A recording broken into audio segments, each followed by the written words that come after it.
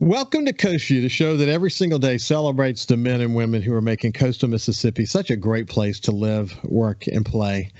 Hey, listen, I don't have a bunch of speeches or anything really profound to say to start the show today. I actually want to just move right to my guest today, and I'll explain to you why we're kind of moving straight to my friend Hunter Dawkins, who's the publisher and owner of the Gazebo Gazette in Pass Christian. But without any further ado, let me just say good morning to you, Hunter. How you doing? Ricky, it's always good to talk to you. You're a great man. You're done a great career job in things that you've done for this community, and I'm certainly happy to be able just to share and talk with you about tons of different things that you got going on. Well, listen, I admire you for a lot of reasons, and you've been on the show several times. Your work at the Gazebo Gazette has been terrific. I've said often on the show the way to really make an impact on the community is through local news, by empowering people with news and information that they can use to be part of the democratic process and decide how they choose to vote or act on local issues. And that's what keeping the democracy viable is all about. And you're really, obviously at the nucleus of that in Pass Christian, and we appreciate you being there. You and I've had great visits before where we talked about your commitment and where it came from and your great education and all of that. But when I learned recently that you have this incredible background around sports, what's interesting to me, Hunter, is that in our past conversations, we really talked more about what I just talked about, which is the role of local news, et cetera. Sure. But when I learned that you were one of the few, one or two who actually are covering the Saints from the local community, actually going to Saints games and paying attention to what the Saints are doing, I found that fascinating to me. And then, of course, you and I, we had more conversations around it, and then I learned of your incredible background in sports, which I didn't have any idea. I mean, you've kind of done it all. I wanted to tell that story today, and because I think it's a whole nother dimension of you.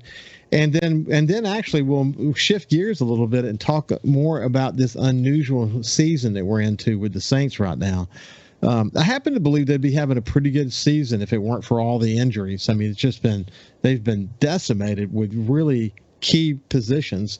We had the opportunity every Friday to visit with Jeff Duncan, the columnist and reporter for NOLA.com and the Times-Picayune. He and I worked together when I was over there, and he's on every Friday, and we talk about what's going on with the Saints. And we'll start to have you on more often because people are really following the Saints and really want to know what's going on with them. And we'll have you on a little bit more periodically than we've done in the past. But I appreciate you're willing to join me. We're going to spend the whole show together.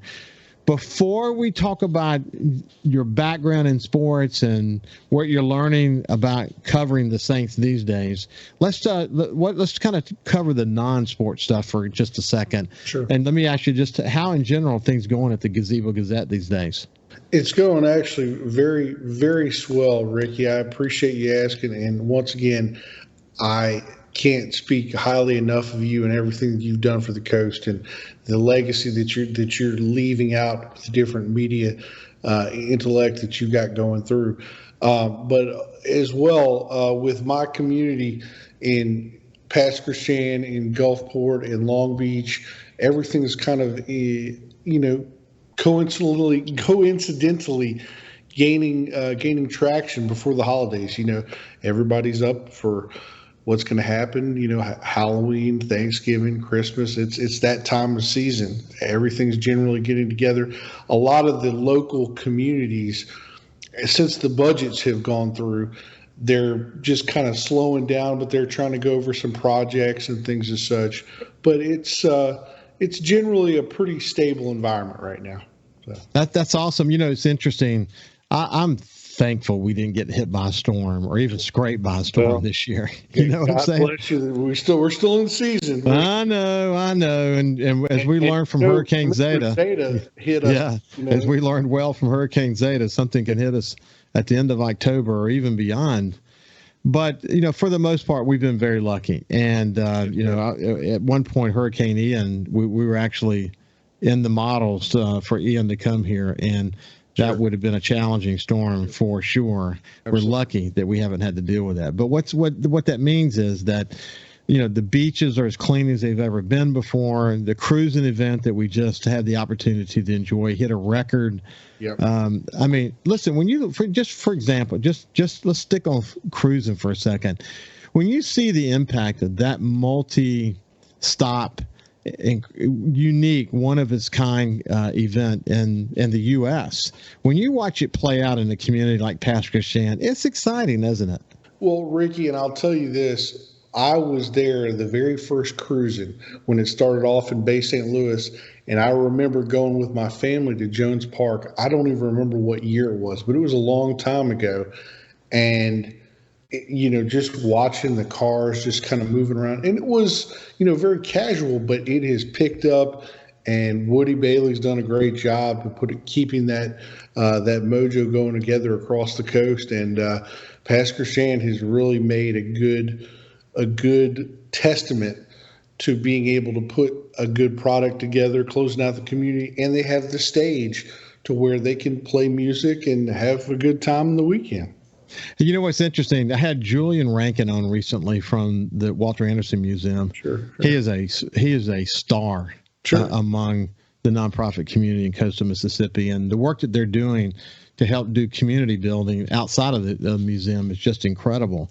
But Julian's got a way with words. He's an author. He's a smart guy. He understands the role that art plays in the community to help, make a better community. But the way he talked about the cruising event, I thought was perfect, because we were talking about, isn't it great to see the cars in downtown Ocean Springs, for example? In your case, downtown Pasquishan. But so in the people walking around in the cars, and it's just the environment of all these shops and restaurants and all that. And he said it's sort of like a rendering, like an architectural rendering, where they're making this model, and they're putting the little pieces, the little people on the model, and they're trying to set it up to be, like sort of this cool, perfect setup. Sure. That's what we're observing in coastal Mississippi. I love the way he said that, but it's true, isn't it? Well, and the economic development has really been great for this. I'm not speaking poorly of upper state communities, but this has really become an event for our community, and not only in our community, but coast-wide. And I really think that Harrison County has done a fantastic job, along with the tourism board and things as such, of being able to put that out there. And including yourself, Ricky, you've done a fantastic job of being able to get it out, get the word out. And it's fantastic. Well, cruising is now the number one, it's been selected the number one cruising event by USA Today multiple years, and you know why. I mean, and one thing I've maintained on this show is that in this moment with inflation and the high cost of travel, et cetera, that people who are involved in cruising events, they're going to still go to cruising events, but maybe last year or this year,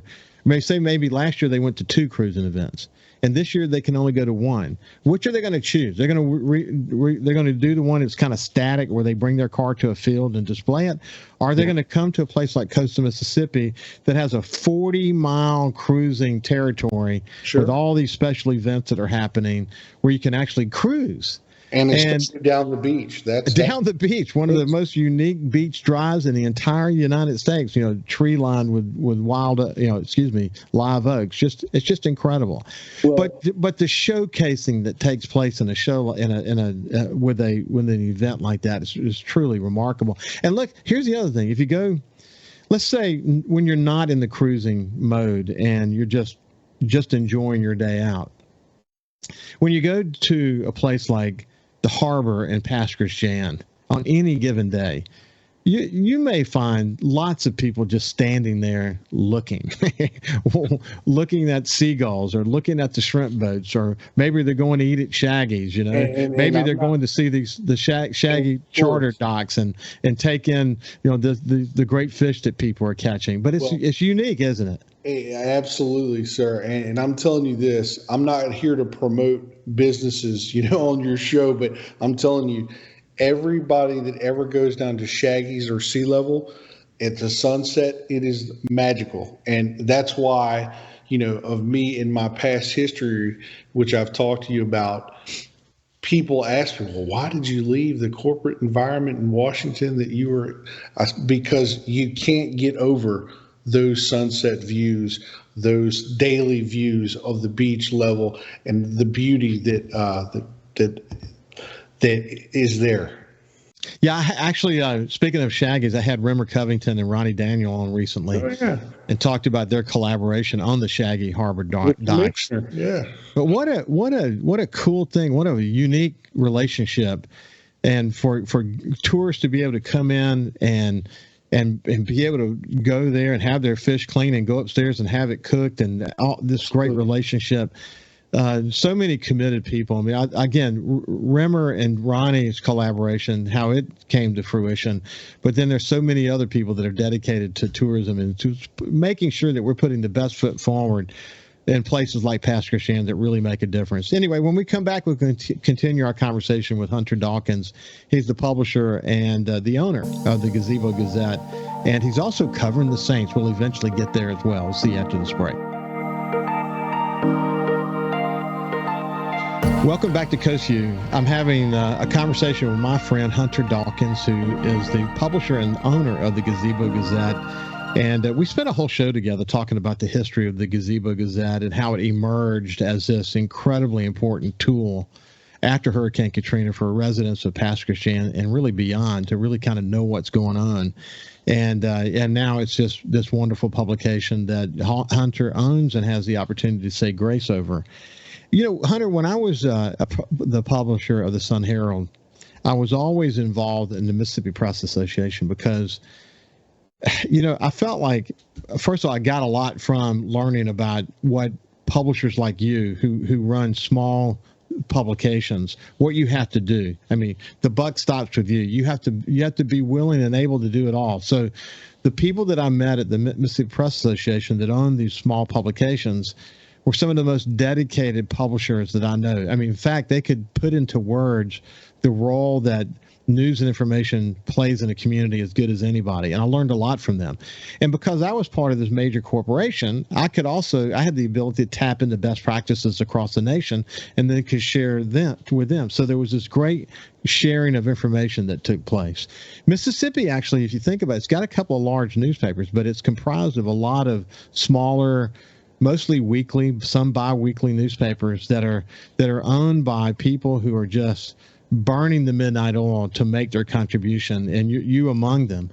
But that does kind of personify the media landscape of Mississippi, doesn't it? Absolutely. You know, I have conversations with Stephanie Patton, who's the current MPA president now, and did with Jack Ryan in the past. And with, you know, every week I try to reach out to Lane Bruce. He and I discuss a lot of different things going on as he's the executive director of MPA. And even so, I'm also a member of the National Newspaper Association with Lynn Lance, who lives in Pensacola. She is the executive director of that. And she and I try to keep an open field because, as you know, Mr. Matthews, I don't know everything about the newspaper industry, and I want to be able to gain some understanding of how things are going. And I get a lot of good pointers, and from, you know, my AP people with Adam Yeomans, who's the regional director, give me a lot of good insight about things going on and how to be a newspaper. Yeah, NAA is the Newspaper Association of America. We were very active in that as well. So really been an important organization these days, given the stress on especially printed newspapers around this country. I mean, the business model so much on community newspapers, and I applaud them for that. Well, I think, you know, where the daily newspaper has struggled mightily. And listen, I don't want to take any of the sting away for local newspaper, even community newspapers, because it's not easy. I mean, it's sure. Tough.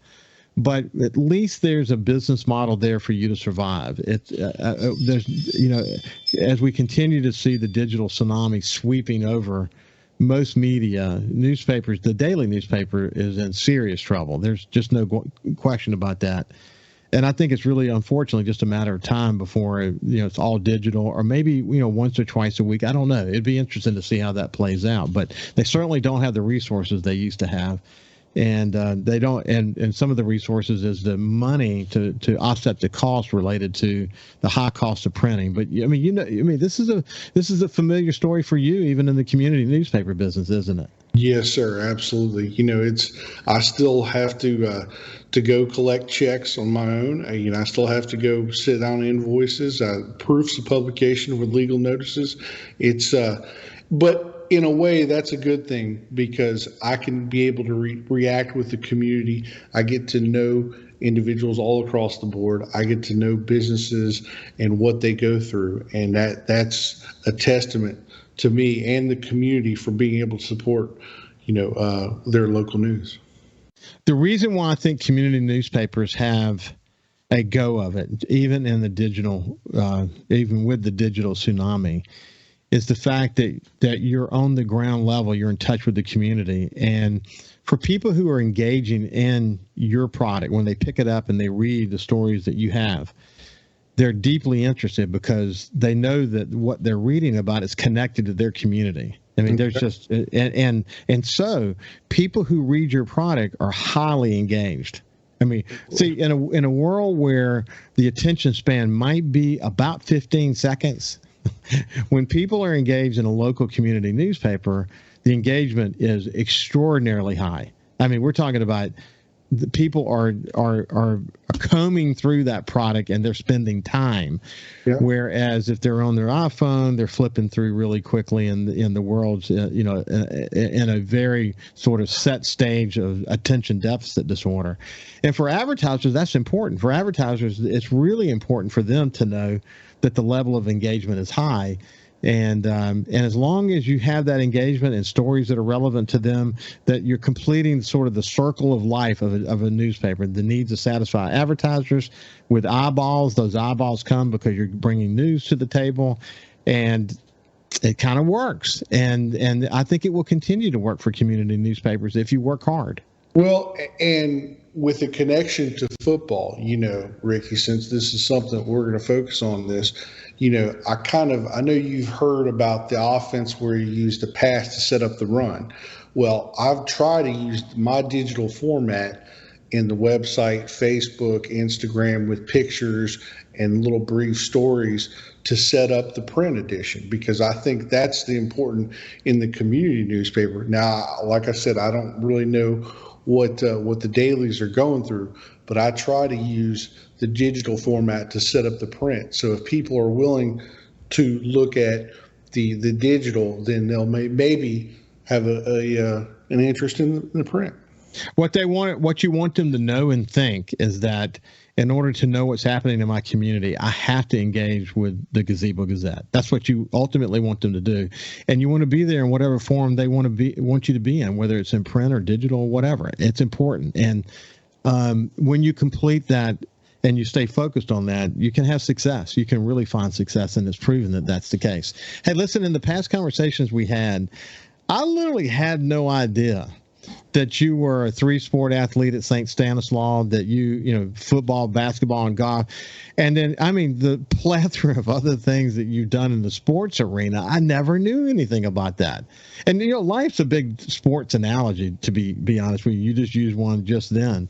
But, man, your background really positioned you well to be someone who, for example, the Saints or Pelicans or whatever you choose to cover, you've got a great foundation for doing a good job covering that team, don't you? Well, and I really have to thank both the New Orleans Saints and the Pelicans communication staff. I've had a great relationship with those gentlemen, with the Saints, Justin Massione and Davis Friend, the Pelicans, Matt Ryan, Chris Trahant, and Henry Valor. Those guys are fantastic, and pretty much anything that I ask for, they have done a great job of providing that for me. And that's the same way, not only for me, they do that for other organizations, for ESPN, Sports Illustrated, The Atlantic, all those other ones. And they are very, very honest and very forthright in moving forward with it. And I gratefully appreciate them. Well, before we get into some of your observations about the Saints, which I'm eager to talk about, you actually were a coach. Yes, sir. I was a coach for about 7 to 8 years, and things in my life, kind of brought me out of the classroom, personal things, or else I would still be in the classroom. I loved coaching. It was one of the highlights of my life, and being able to win the state championship as an offensive line coach, and being able to be involved with kids in their lives. And a number of my kids play in Division I college football. Was outstanding, and I have the utmost respect for coaches, and I think that comes out a lot of times when I'm able to speak with Coach Allen with the Saints, or Coach Green, as I did just recently with the Pelicans. There's a little bit of that understanding that I kind of know what I'm talking about. So, well, look, you were an offensive line coach, and you pointed out that your team won the state championship, but you also were a head basketball coach, and you also had yes, sir, had a golf team that went to the first regional in school history. So you lettered in those three things, but you went on to actually coach in all three of those sports. And what a great background to have to be in the role that you're in today. Yes, sir. And I really think that made it a lot easier for me to be able to cover, like this last Saturday before I went up to USM, I went down to Fleetus Field and watched the Pasquershane Youth, the recreational league, and I'm taking pictures, talking to the individuals, and it helps not only engage in a conversation with the locals. I mean, it gets them interested in my work, and they want to see what I have to say, and I certainly appreciate that. And it's all about the community for me, as you know. So. This is Hunter Dawkins. He's the owner and publisher of the Gazebo Gazette, and I'm fascinated. He has such a great background in sports. What a wonderful foundation to lay to cover sports, really across the spectrum, like you pointed out, collegiate level, high school level, of course, the Saints, Pelicans. When we come back, we'll get more specific about this strange season we're having with the Saints. We'll see you after this. Welcome back to Coast Vue. I have my friend Hunter Dawkins, and as I mentioned at the beginning of the show, we spent a lot of time talking over the many shows that we've had together about his efforts, what led him to purchase the Gazebo Gazette, the role that it plays in the community, how they're sort of making a go of it in a very difficult digital environment. And, again, we never really got into the fact that when he was in school, he lettered in 3 different sports, and he went on to become a coach that had, winning teams in 3 different sports, and went on to cover sports. I don't know how we missed all that background when we were talking about, the other stuff that he was involved in. Obviously extraordinarily well educated on top of that. But I'm intrigued by it because as far as Hunter, in terms of the local media, how many dedicated resources are currently focused on covering the Saints? Let's just talk about the Saints and specifically. In the local Mississippi Gulf Coast, I don't really believe that there is a news organization now. I take that back. Jeff Hager from XXV does a great job when he's able to, but like me, Jeff is covering 3 different areas of sports, and also Jeff's covering the whole Gulf Coast in football and other sports versus me, where I'm just sticking west of 49. So. But you're committed to doing it weekly, right?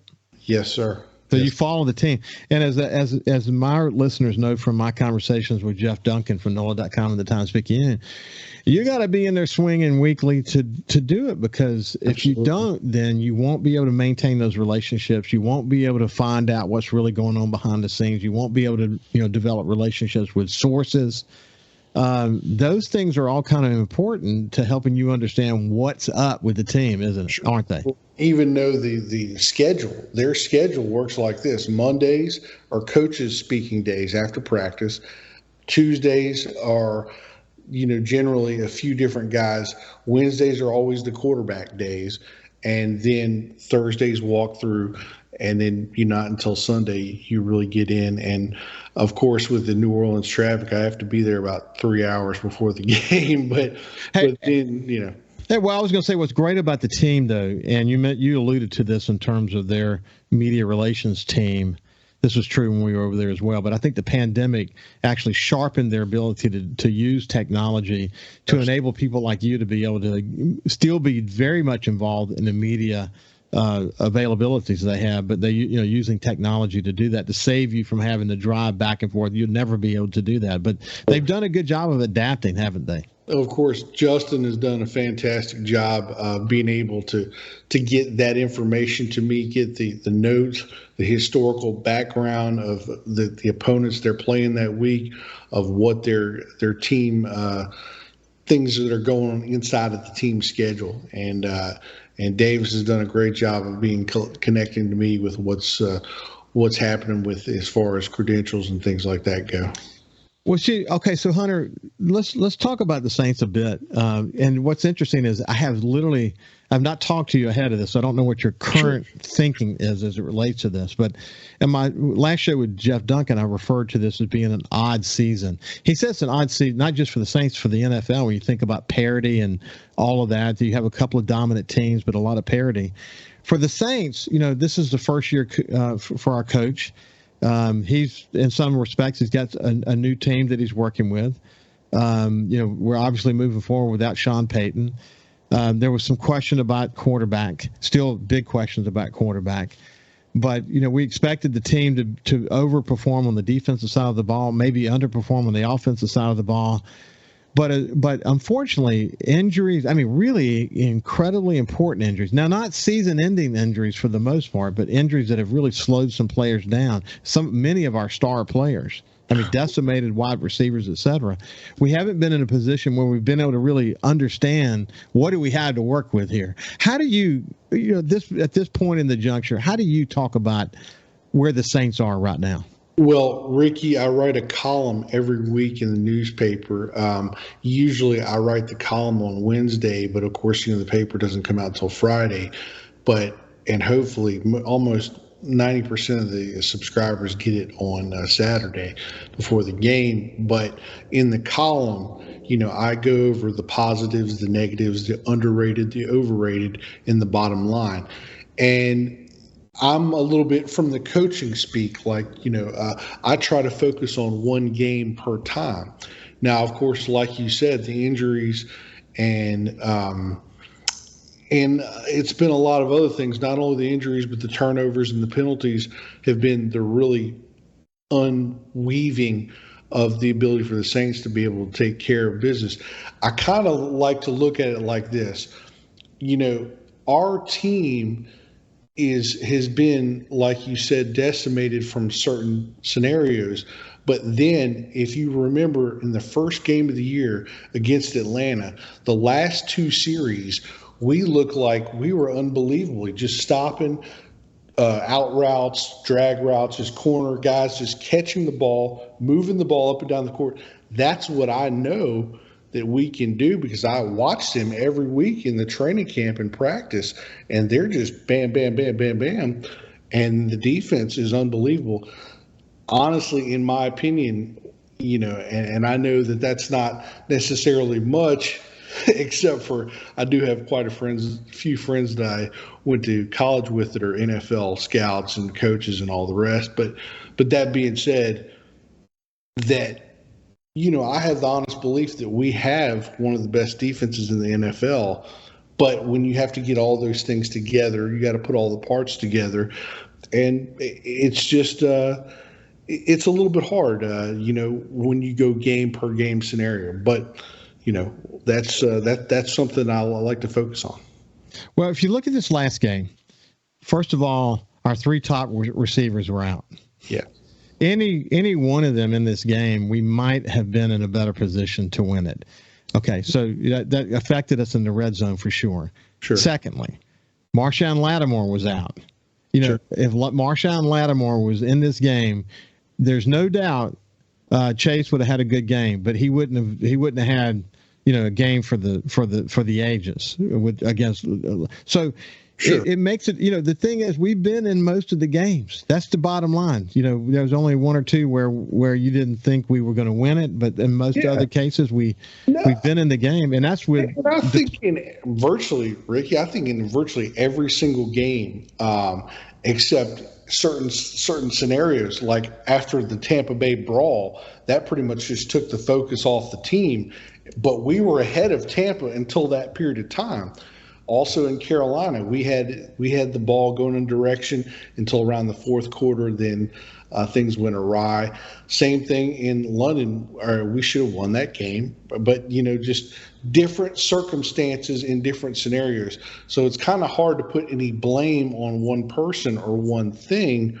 Whenever we could easily be 5-1 or 6-0, and we end up 2-4, and we're just kind of scratching our heads. What's going on? So yeah, like you said, penalties, turnovers, injuries. I think that's essentially what we're dealing with here. And we said this before, that the NFL, again, is a lot of parity. It's a parity. There's a lot. I mean, one or two plays, literally one or two plays, can be the difference in the ball game. That's just the way the NFL is today.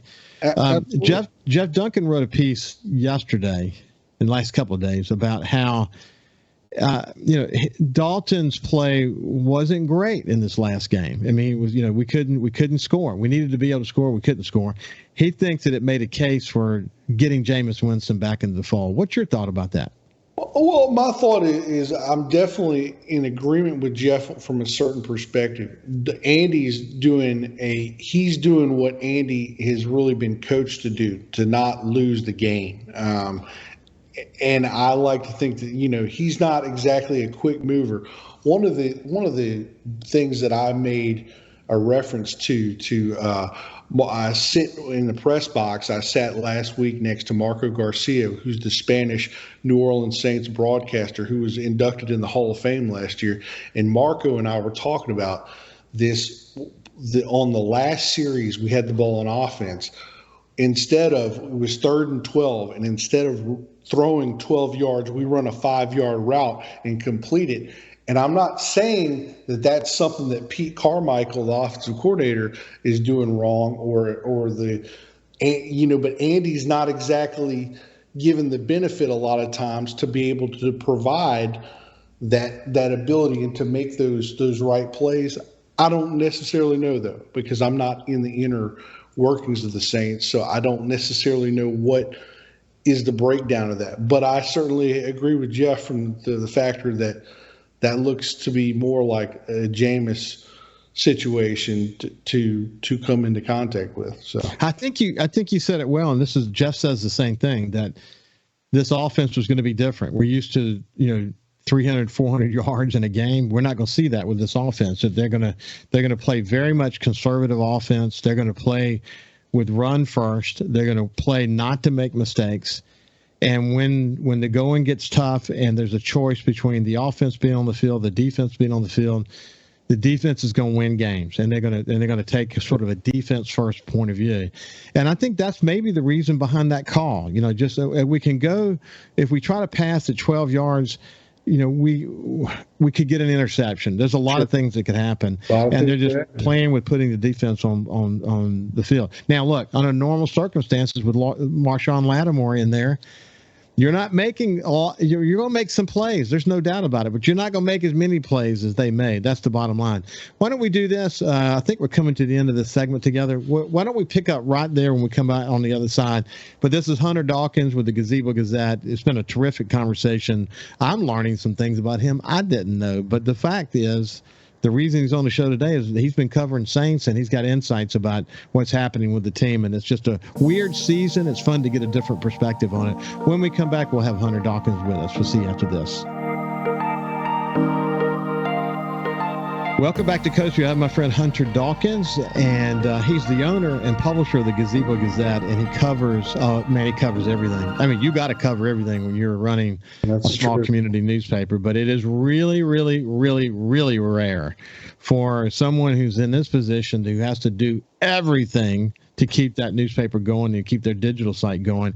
It is extraordinary to consider that he is also covering Saints and Pelicans and Southern Miss and high schools. My gosh, I don't know how you do it, Hunter. I don't know. Where do you find the energy to do what you got to do? Well, and it's great being able to go out to the community, like I mentioned to you about the recreational field on Saturday morning, and see those kids out there, because that's true football. That's kids that want to be out there, that want to be expressing. You got the cheerleaders, you got the players, you got the coaches. They really want to do the best they can for this community, and that's where it starts. It makes a big difference. Okay, so anyway, we were talking about this sort of defense first conservative play, and you were going to make a comment. Well, and Ricky, I'll tell you this: in the game against the Bengals, one of the things that a lot of people don't realize, we rushed for over 200 yards in the game, and we were unbelievably, making the right decisions on offense. Carmichael was calling the right plays. We just didn't happen to be able to get to 7, that's what hurt us. And then, defensively, with you mentioning about Lattimore not being there, I had a discussion with Tyrann Mathieu, otherwise known as Honey Badger. Honey Badger and I were talking about, what's the deal with the tackling? I mean, because, of course, Jamar Chase broke the however long touchdown pass that Burrow threw to him. But then you have to look at it from another perspective. We haven't had that much pass rushing this year, even though we've had a good amount of sacks the last game. It's not when we need it to have happen. And those breakdowns, those kind of different discussions, that's got to be up in the guys' minds. And that's something that I talked with Coach Allen about after every game. I say, where is the team? One of the questions that I asked in the press conference, what's the team chemistry? Having to use these different levels, bringing in players from the practice squad, Raheem Shaheed, who ran the reverse for a 30-yard touchdown. But those guys, having them on the field, how is the team chemistry? How's the camaraderie? What is working to make those guys kind of fit in together? So, well, how does he answer that question? Well, he said, and you can watch the press conference obviously you want, but he said, it's just something that we've been working on, and we've gotten those guys accumulated because a lot of them are on the practice squad. They kind of know what our step and guidelines are. And, we're doing the best we can, but of course we've got to get off the injury bug. So, hey, listen, an area where we haven't had injuries though to speak of. You mentioned it just then, but the clarion opportunity for the Saints this year was supposed to be the defensive line. We were supposed to win the games because of our defensive line, and that this was going to be probably one of the most defining moments for a defensive lineman in Davenport, and that just hasn't materialized. That's one question, Ricky, that I did ask Cameron Jordan. I said, what's the goal of the defensive line? Is it to shut down the run or to go after sacks and make? And he said, Hunter, it's always going to be for us run. And you got to look at the figures. When I've looked at all 6 games that we've played, there hasn't been a team that's really, except for one game, the first game against Cordarrelle Patterson, who had a breakout game, and Mariota with Atlanta, they've pretty much kept guys in under 100 yards. Yeah. But therein, what's your importance factor? That is it going to be rushing the passer, bringing blitzes on, or is it going to be allowing quarterbacks like Joe Burrow, like Tom Brady, sit back there and just pick it apart, which they have? It's hard to watch, man. It's hard to watch when we expected that to be the game turners for us. What's interesting is, in spite of the fact that they're 4-2. As someone who gets an opportunity, I'm a big Saints fan to begin with, but who gets an opportunity to spend time with people like you and then Jeff Duncan and others, I have some insights to the team. And I still think they could turn it around. I think the team now look. If you look at the statistics on 2 and 4 teams that went all the way, boy, the odds are against us. Odds are against you. But if you look at our division, look at it. Yeah. So say it again. I said, but then again, the NFL's a parity. You always end up with teams going farther than what should have been expected. For sure. And then as I was about to say, in our division, we have a real opportunity. And if we can just get some of these key players back, like Michael Thomas, I had forgotten how good he was, man. At the beginning of this season, it was something to watch, wasn't it? It was amazing. I mean, he just runs 2 out routes for touchdowns and just wide open. And I'm thinking to myself, well, where has he been for a while? But, and then Jarvis Landry, who's always that big 3rd down receptor, him, and then having Deontay, returning kicks to the level that he was at. And Olave, as I put every week under my underrated, Olave is the most underrated kid in the NFL. Wow, he is. And if he comes back from his injury, we got some good things to look forward to from him. Anyway, we're out of time, Hunter. It's been a pleasure, my friend. Hey, you take care of yourself, Ricky, and anything I can do for you guys, y'all doing a great and outstanding job. I thank Kyle. I thank you, and y'all are definitely leaving a good legacy down here on the coast. Thank you. This has been Hunter Dawkins from the Gazebo Gazette. Have a great day, and we'll see you tomorrow.